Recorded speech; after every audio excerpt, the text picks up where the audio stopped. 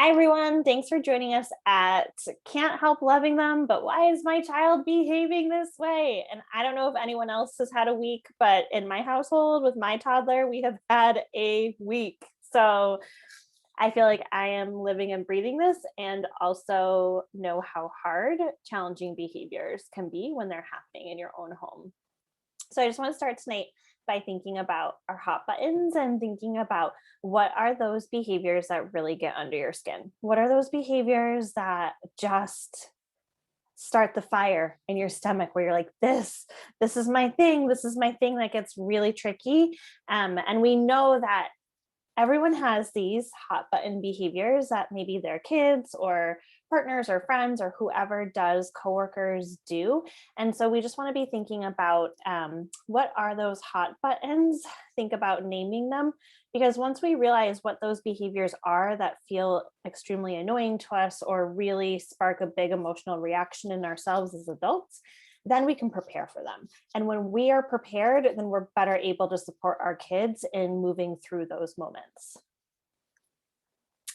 I also want people to stop right now and think for a second about your caregiver stress fingerprint, because being a caregiver in general is stressful. It's a lot of work. There's so many emotions, there's so much information out there, there is so much energy that is put into raising children, there's so much love and worry and all these emotions. And we know that we're living through a pandemic. And so there's other stressors, and we have other stressors in our lives from work or other relationships or other things that might be going on in our lives. And so I want everyone to stop and reflect for a minute here and really think about your own stress fingerprint. So when you are starting to feel stressed, what are some of your telltale signs? What are some of those pieces where you're like, yes, I'm starting to feel it? Do you feel it in your body? Do you feel tension? Do you have headaches? Do you notice that your sleep is really up and down? Maybe you want to sleep all the time, or maybe you can't fall asleep at all, even though you feel exhausted. Do you notice your eating habits changing? Do you notice that you're more irritable? Do you notice that you're tearful? Do you feel like you're doing an anxious giggle because you're stressed and can't sort of control the emotions? So, really thinking about what are your first telltale signs of I'm stressed, and noticing that. Is it in your body? Is it your emotions? Is it your mood? And then thinking about how that plays out. And the reason we want to be thinking about our stress fingerprint is because we know that our own adult stress level really impacts our ability to help our kids work through challenging moments. So when we're more stressed, our kids are going to cue off of that. They're going to pick up and say, "Ooh, mommy's stressed, or daddy's stressed, or auntie's stressed," or whoever is the caregiver. Kids are going to pick up on that. And then oftentimes that puts them on more edge. So we see more behaviors happening. So let's just chat a little bit about challenging behaviors. So, first and foremost, I think it's really important to hold, because challenging behaviors can feel extremely personal. It can feel like they're doing this on purpose. They know better and they're doing this. They are manipulating me. There's all these words that we throw out there when challenging behaviors happen. And what I want us to really ground ourselves in as we talk today is that kids do the best they can in any given moment with the skills that they have, with what they've got. So oftentimes we see these challenging behaviors pop up because kids don't have another way to handle that big emotion or that disappointment or that frustration in that moment. And that's why we might see the behavior.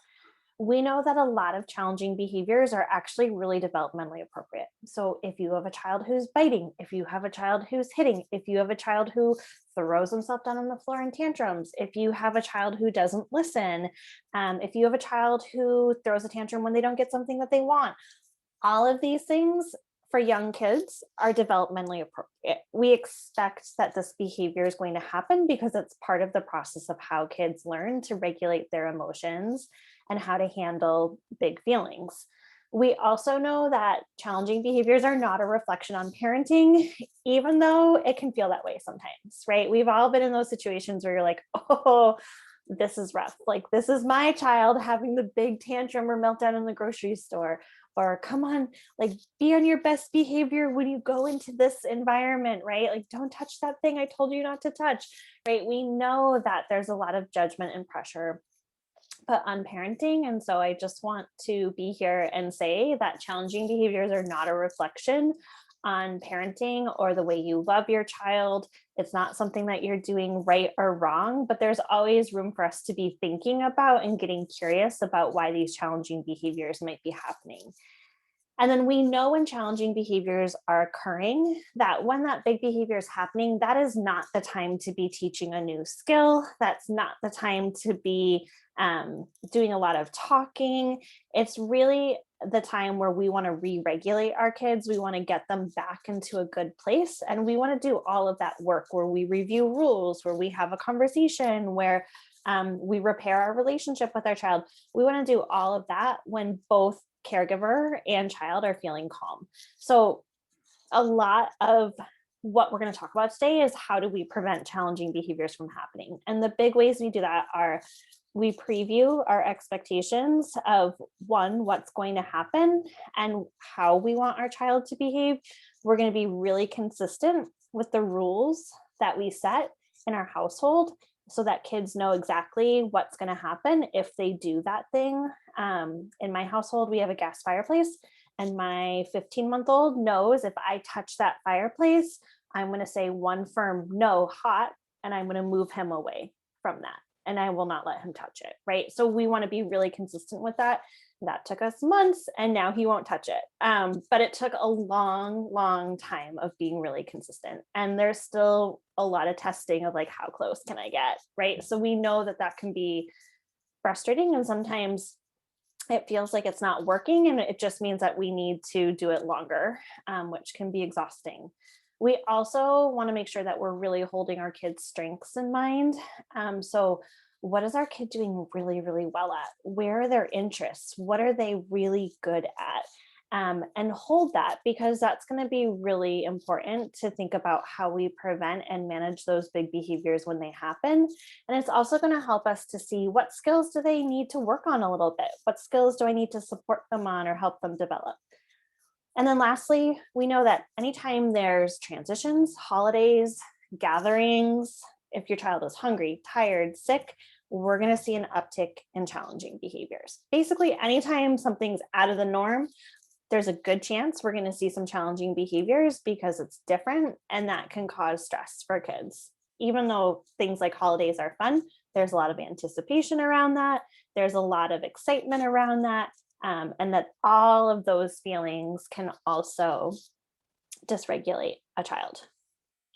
So anyone who has ever been in a training with me has probably seen this graphic before, but when I'm talking about dysregulation, we think about that like a house. So if you think about the 2 floors of this house, that is a child's comfort zone. That's when they're thinking the best. That's when you get like your best kid. You know, when you say like, yes, we just had the best time, it was so fun, they're probably in their comfort zone. They're able to listen, they're able to follow directions, they're able to remember the rules that you've set. You're able to have really great conversation or back and forth interaction. When that comfort zone starts to shrink a little bit, or when kids start to get what I call dysregulated or maybe escalated because they've hit a big feeling, there's usually 2 ways it goes. They're either going to fly through the roof, and we're going to see some of these externalizing behaviors like crying, hitting, kicking, tantruming, running, screaming, fighting, or they're going to fall through the basement where we get the really sad, really withdrawn, zoned out, falling asleep, silent, frozen. So on either end, shooting through the roof or falling through the basement, both of those are our child saying, I'm dysregulated and I need my caregiver's help to get me back into that comfort zone. It's really hard, especially for young kids, to get back in that comfort zone without the help of a caregiver. So as we're thinking about challenging behaviors, oftentimes we use this iceberg image where what we can see, right? What's at the top, we see the behavior. So we see the biting, we see the kicking, we see the hitting, we see the not listening, we see the crying on the floor and screaming. But what's behind that behavior is feelings, emotions. Oftentimes it's a child either trying to request something, I want something, I want a person, I want an object, I want a thing, or they're trying to escape something. I don't want to go to bed. I don't want to brush my teeth. I don't want to have to go to school. Right. And so when we think about what's underneath that iceberg, that's when we can really start to shift the behavior, because we need to teach a different way to get that need met or to handle that disappointment or frustration. That is not just at the top. It's not just the part of the iceberg that we can see. Does that make sense to people? So some questions to think about and reflect on are, what skills does my child have now? Is my child verbal? Does my child, are they able to follow 1 or 2 step directions? Is my child able to do, like, sit on the sofa for 10 minutes and watch a show? Are they able to play by themselves? What are some of the skills that they have right now?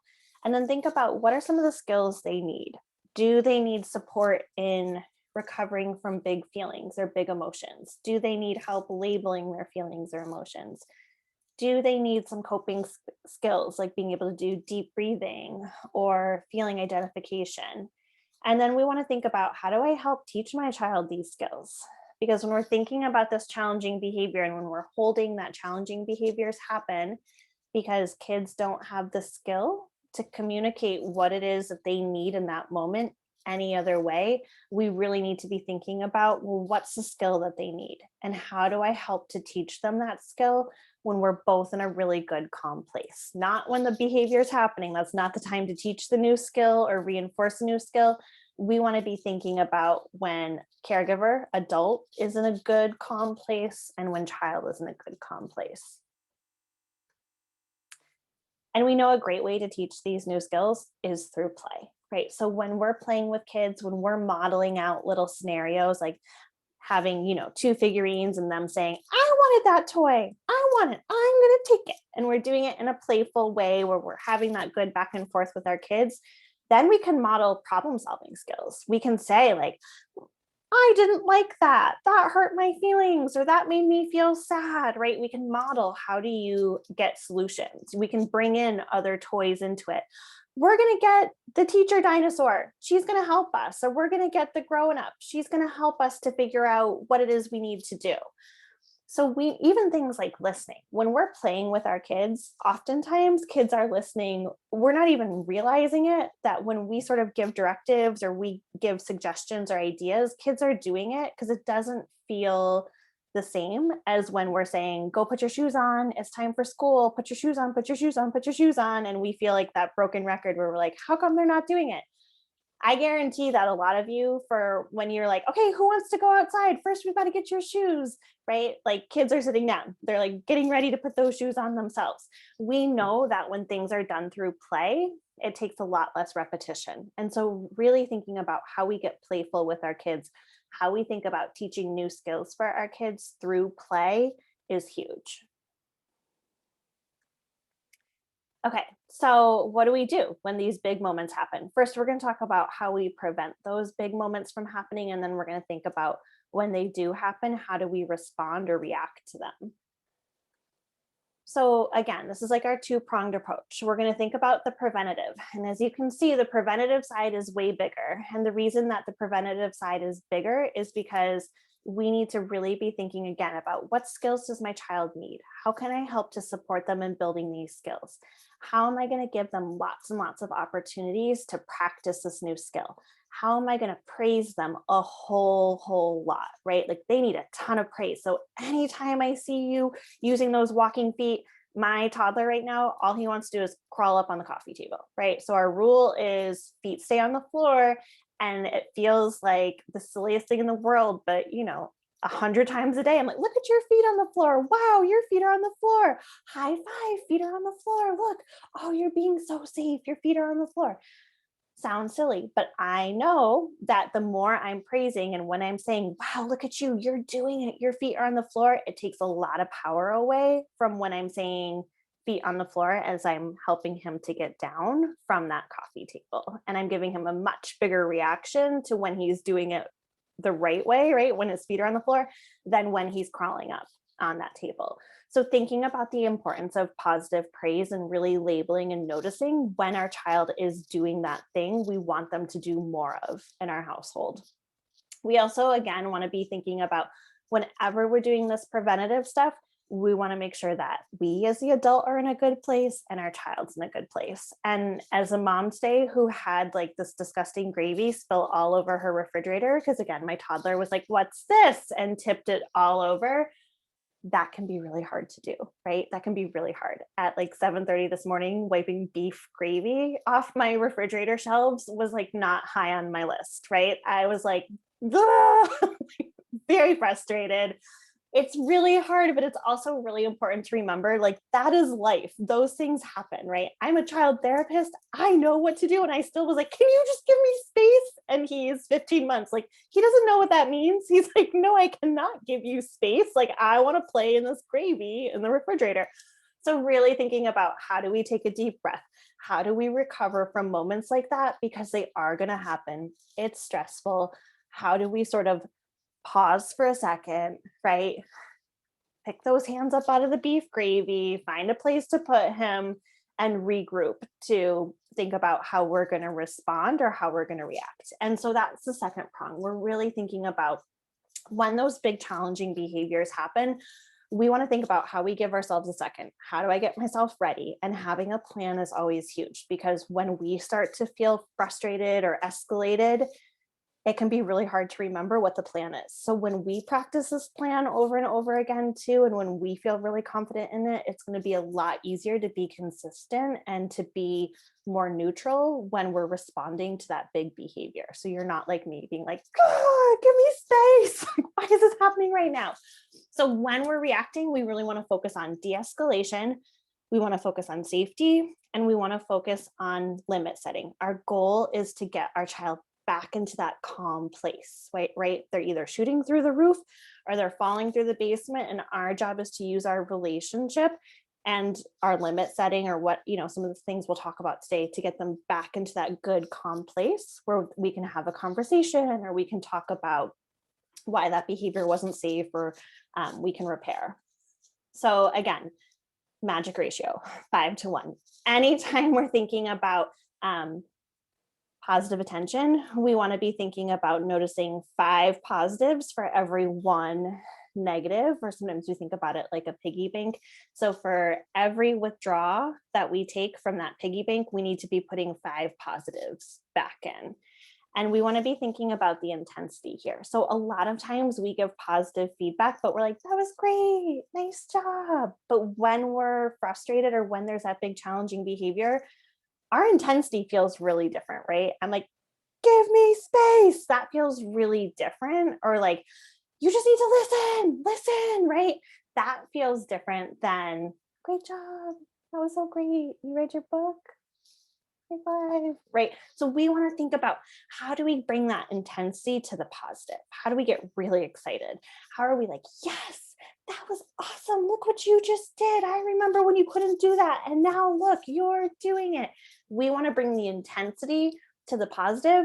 And when we're in those reacting situations, like if a challenging behavior is happening, we want to think about how we're firm, but relatively neutral. So we might, we're not going to use a loud voice. We're not coming at it with anger. We're not coming at it with a lot of emotion behind it. We're going to be firm and neutral, right? And think about our intensity level. So when we're thinking about our deposits, all of these things are great ways to make deposits. We can be active listeners. We can give a direction and then count to 10 in our head so that our child actually has wait time before we repeat that direction. We can observe them. We can play with them. We can reflect with them. We can model different skills for them. All of these things are great deposits. When we think about withdrawals, we're thinking about when we say no, don't, stop. When we're giving demands or directions, right? Basically, you're like, "Oh, withdrawals, that's like everything we have to do all day." Like if you think about dinner time or bedtime, right? There's a lot of directions or demands that we're putting on kids. "Oh, you need to sit, you need to stay on your bottom, sit down, you need to eat your food, like 2 more bites of this," right? So as we're thinking about these places where there are more no's, don'ts, or stops, or more demands, we really want to be thinking about, how have I put a lot of money in the bank? How have I given my kid a lot of positives before I go into a place where I know there's going to be more withdrawals? And then we know the importance of schedules, right? So when kids know what's coming next, when they know what to predict, that can be great. That can decrease a lot of power struggles, because kids actually know what's going to happen. And when we verbally repeat, okay, we're going to do dinner, then we're going to play a little bit, then it's a TV show, and then it's going to be time for bed, or whatever your routine is, and help them remember and walk through that. That can help them to know this is a schedule, this is a plan, and that can also help them to feel like they have a little bit more control. First, then boards are great. I do this all the time. First, we're gonna change your diaper, then we can play, right? So thinking about how we pair less desirable activities with something that your child does really like can be really helpful. Or it can just help you move through the schedule. First, we're gonna eat dinner, then we're gonna take a bath, right? It can help break out the bigger schedule into smaller chunks. And then thinking about setting household rules, or having some expectations in your household. So when we talk about expectations, we're really thinking about kind of general ways you want people to act in your family. It's sort of like your value system, what feels really important to you. And the thing about expectations is that they can sort of be the why for when we set rules, right? So when I say your feet need to stay on the floor, my expectation in our house is that we are safe, right? And so when your feet are on the floor, that's showing me you're so safe. And so we can link these things, which can be really helpful for kids, because the expectation can be linked for the positive as well as when we're setting that limit. When we're thinking about household rules, it's really important that we're engaging our child in setting those rules if they're old enough to do that. It's important that we have a visual, or that those rules are written out and that we review them. We want to make sure that we don't have more than 3 to 5 rules. Otherwise, it gets too hard to remember. So really thinking about, what are those really important things? How are we really making sure that our child knows that our expectation is these 3 or 4 or 5 rules? And that the same goes true for the adults in the household too. We have to follow the rules as well. And we want to make sure that our household rules are stated positively. So rather than telling kids what not to do, we want to tell them what to do. So we want to say things like, we use walking feet in the house, or we keep our feet on the floor, or versus like, we don't climb on furniture, we don't run, right? We want to make sure we're stating them positively, and we want to think about rules that apply to lots of situations. So one of my absolute favorite rules, because it applies to everything, is we are safe, right? Because safety, we can talk about emotional safety, we can talk about physical safety, we can talk about keeping objects safe, keeping family safe. So thinking about how we have those rules that kind of link to lots of places. And if you have more questions about household rules, this is a great place to link up with your child's teacher to see about what some of the rules might be in the classroom, to get ideas for how those might translate to home. And then this is just a little activity. I'll have Kathleen post this on Facebook too, but sometimes it's really hard to get out of the don't. Sometimes it's hard to think about, well, what do I say? Like if they're coloring on the wall, I want to say, no, stop, don't color on the wall, right? And it can be hard to think about, well, how would I say what the do is? And so again, we're trying to get away from the no, don't, stop, because that doesn't really teach kids what they should be doing with that thing, right? Or what they should be doing with that response. So rather than no coloring on the walls, don't do that, stop, we might say crayons belong on paper. Crayons are coloring for paper. Crayons aren't for coloring on the wall, right? So we're going to say crayons stay on paper. I'm going to take this from you now because crayons are on paper and this is the wall. We're going to really point that out for kids. Thinking about like, don't throw your truck, stay on the ground. You can drive your truck on the ground. If the truck goes in the air again, I'm going to keep us safe and I'm going to take the truck and put it up here, right? So really thinking about telling them what they can do, and that can eliminate a lot of the power struggle. So often we come in and we say, no, stop, don't do that. And that immediately starts to bring up the energy level or starts to escalate our kids. And then we sort of match, right? And so then we get into this bad back and forth kind of thing where it gets really, really big, really fast. And so telling them what they can do can help to alleviate some of that power struggle. And then thinking about how we reinforce family expectations. So another family expectation that I really love is we are kind. And so thinking about what kindness means in your family. Kindness might mean we clean up our toys. That's being kind in our family. Kindness might mean I listen to directions. Kindness might mean I used a kind voice, which I often call a honey voice. It's that nice voice that you use with friends. For adults, it's that voice we use like in our professional work nice setting, not the voice we're using when we're talking to our friends and being like, I can't believe that happened. It's the like, hi, this is Julia. How are you? Right? It's our honey voice. It's our nice voice. So thinking about how we reinforce these pieces. And so something simple like a pom-pom jar can be great.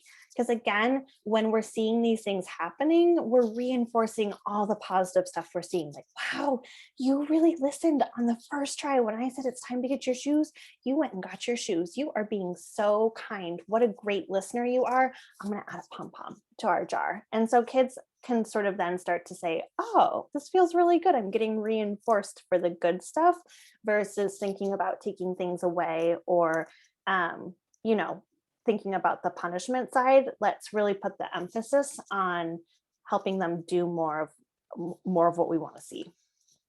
Okay. So here's the responding side. So that's all preventative stuff, right? Those are all things that we can do. But what happens when we're in the middle of Target and it is like, rah, the behavior is happening, right? The tantrums happening, hitting might be happening. It might just be like, I'm not leaving, I'm not moving, right? What do we do when the behavior actually is happening? So we're really going to talk here about setting limits. So when we're thinking about some different strategies to manage behaviors, it's important that we look out for patterns. So a lot of times, kids are sort of anticipating us to say something or to do something. And as soon as we say it or do it, it's like an immediate behavior, right? So right now in my household, we do a little bit of screen time, and there's this show called Trash Truck that my son loves.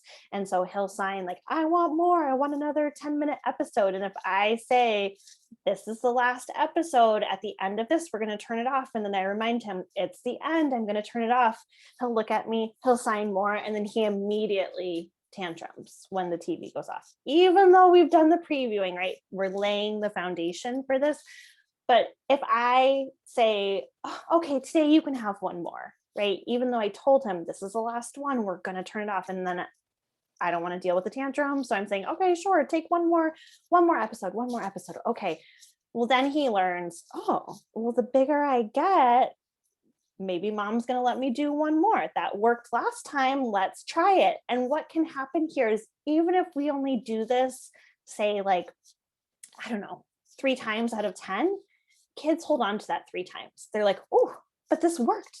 Let me try it out. And so then the other 7 times, it's like, oh, this is really hard. So we want to watch out for those patterns. And if you're in that pattern, it's okay. It's just important to recognize you're in it and to be really mindful about, I need to be super consistent about this. So if I say it, then it's a no. If I think like, oh, I'm really tired tonight, or I have 3 more emails that I need to answer, it's better just to start with a yes. Just say yes. Just say, sure, you can have one more, right? Because then kids aren't learning, oh, when my parent says no, that means get really big with my behavior. They learn that when we say no or when we say all done, it's going to be all done. It doesn't matter how big the behavior gets, we're going to be really consistent with that.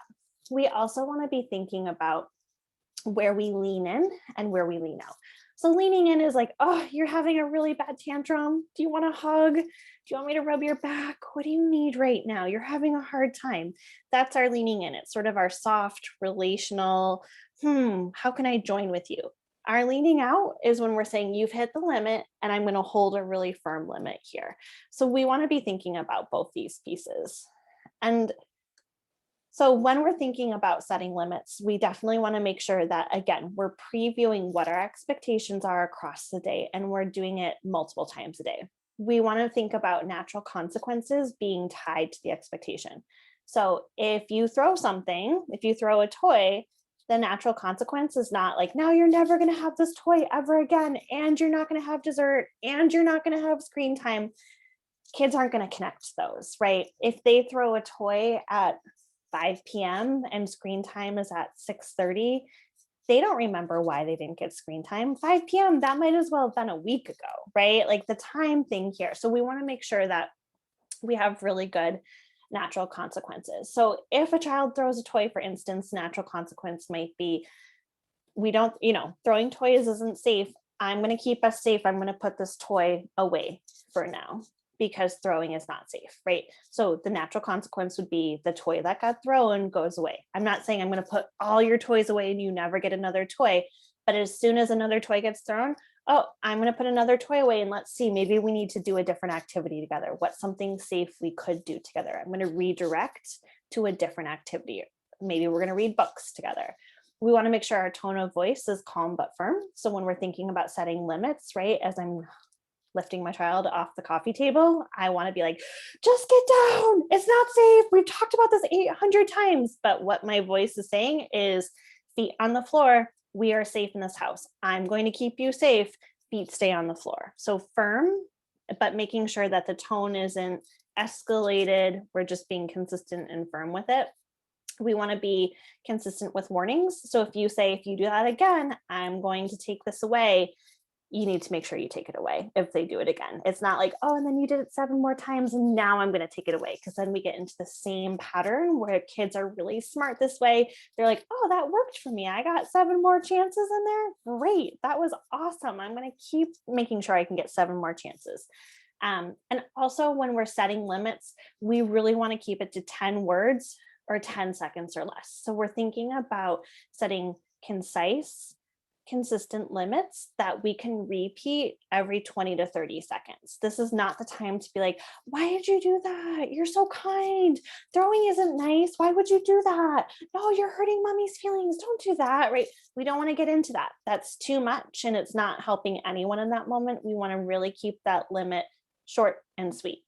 And then after the big behavior or the challenging behavior, we really want to think about how are we going to repair with our child. So when we're talking about repairing, oftentimes after a challenging behavior, everyone comes out on the other end feeling a little frustrated or feeling like, oh, that was a lot, or needing to take a deep breath.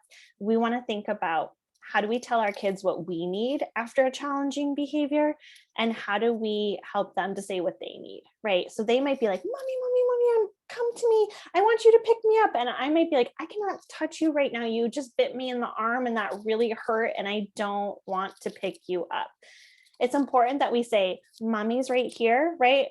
I just need a minute. I'm going to take a minute and then I'll pick you up. And they might be upset by that, but it's okay to say what we need as adults too and model that. And then we're going to come in when we as adults are in that good place. Come here. Let me give you that hug. Let me rub your back. Let's think about what we can do. Let's sit together. And the repair part is really, really important because that's telling kids you're okay. I still love you. That was a hard moment, but you're good. I love you. I'm here for you. Our relationship is good. And for young kids in particular, but really all kids, that's the worry after a big behavior. Am I still going to be loved? Am I still okay? Do they still care about me? Do they still like me? We want to reassure all those messages. So how do we set these limits? We want to first start by validating the feeling. You are so angry right now. And we're going to match the intensity. So if they're kicking and screaming, we're not going to get on the floor and kick and scream with them, but we're not going to come and be like, you're really angry. Look at you. You're so angry. No, we're going to come in and say, you're really angry right now. You're so angry. Our face might kind of mirror. So we might furrow our brow a little. We're going to communicate the limit. You're really angry right now.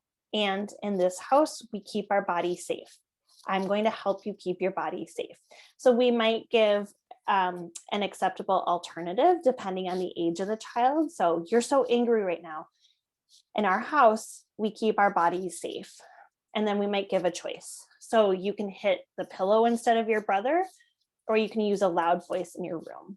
which do you choose? Right. And it's important that we think about whenever we're targeting this alternative that it's okay with us. It's something that we feel good about. So if in your house it doesn't feel good to say, yeah, you can hit a pillow, we wouldn't offer that. That wouldn't be a choice. If in your house you're like, no, we can't have people screaming in their room, then we wouldn't offer that. We offer the choice. If kids can't make the choice, we might make the choice for them, or we might have to help them stay safe. And so that would be a situation where if they were hitting a sibling or they were hitting you, you might hold their hands down by their side and say, I'm going to help you to stay safe and to keep myself safe too. We're safe in this household, right? And we'd put their hands down. If they're tantruming, we might say something like, I'm going to move you over here to your room right now, or I'm going to help you stand up and walk over to the sofa. You can have, you can have your feelings over there. I'm going to sit here, but we're not going to have our feelings in the middle of the kitchen if you're cooking dinner or something like that.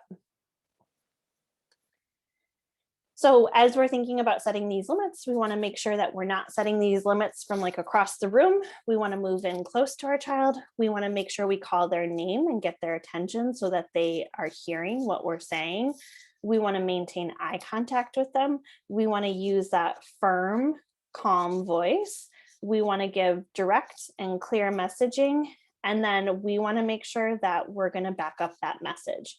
So if the tantrum keeps going, we're going to continue to repeat. And this is a place too where sometimes giving a concrete action can be really helpful. So if your child is having a tantrum on the floor and they're kicking and screaming and crying, or they're really digging their heels in and they're just not doing what it is that you've asked, we might say something like, I can see you're really angry right now. You don't want to change into your pajamas. And so let's say they're having a tantrum on the floor. When you can sit on your bed, I'll know that you're ready for me to come in and help you. So we're going to give them something really concrete to do. When you can sit on your bed, you're showing me you're ready for some help, or you're showing me you're ready for your pajamas, right? So we're going to just keep repeating that. You're angry. When you can sit on your bed, you're showing me you're ready for me to come in and help you. And that's what we're going to keep repeating until they do that. The thing with that is it can take a long time. It can take 15 minutes, it can take 20 minutes. But if we stick it out in the beginning and we're really consistent and we really do wait for them to do that concrete thing, and then we come in right away and help them. So as soon as they sit on their bed, look at you, you're sitting on your bed. Okay, you're ready for your pajamas. Let's do it. Let's put your jammies on, right? We're not going to give them a ton of extra directives. We're not going to launch into a big speech about how you should listen on the first try. None of that. In the beginning, if we give them this concrete, we want to make sure we reinforce that, because then as we continue to give concrete sort of directions that kids can do when they're feeling really upset or really angry or having these big feelings, they're going to be way more likely to be able to utilize that and to do that. And we're going to see that time shrink way down. So if the first time it took us 15 minutes before our child was able to do it, well, in 2 weeks, if we're doing this and practicing it consistently, we might see them do it in a minute or 2 minutes. And then here's some resources that can be really helpful. So 1-2-3 Magic is a great book. It's an old book, but a great book.